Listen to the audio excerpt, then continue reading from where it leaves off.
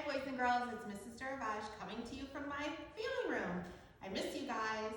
I'm going to read you the kissing hand, and Duncan wanted to join in too.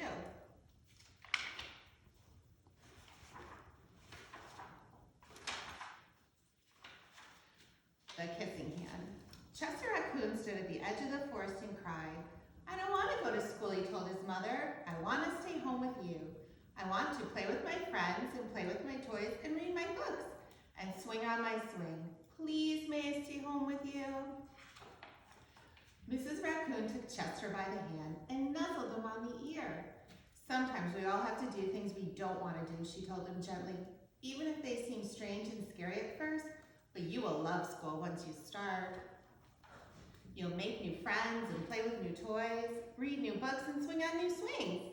Besides," she added, "I know a wonderful secret that will make your nights at school seem as warm and cozy as your days at home."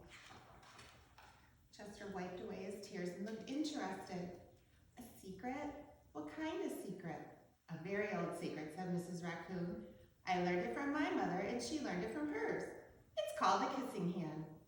"The kissing hand?" asked Chester. "What's that?" "I'll show you." Mrs. Raccoon took Chester's left hand and spread open his tiny fingers into a fan. Leaning forward, she kissed Chester right in the middle of his palm.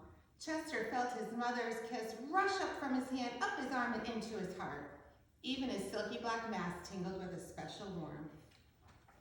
Mrs. Raccoon smiled. "Now," she told Chester, "whenever you feel lonely and need a little loving from home, just press your hand to your cheek and think, 'Mommy loves you, Mommy loves you,' and that very kiss will jump to your face and fill you with warm, toasty thoughts." She took Chester's hand and carefully wrapped her fingers around the kiss. "Now do be careful not to lose it," she teased. "But don't worry. When you open your hand and wash your food, I promise the kiss will stick."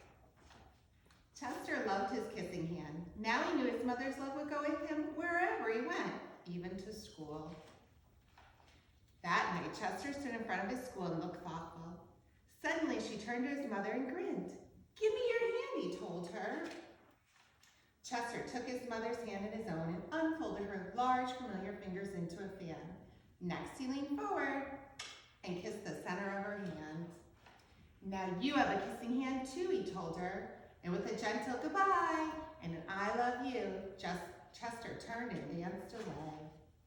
Mrs. Raccoon watched Chester scamper across the tree limb and enter school. And as the hoot owl rang in the new school year, she pressed her left hand to her cheek and smiled. The warmth of Chester's kiss filled her heart with special words. "Chester loves you," it sang. "Chester loves you."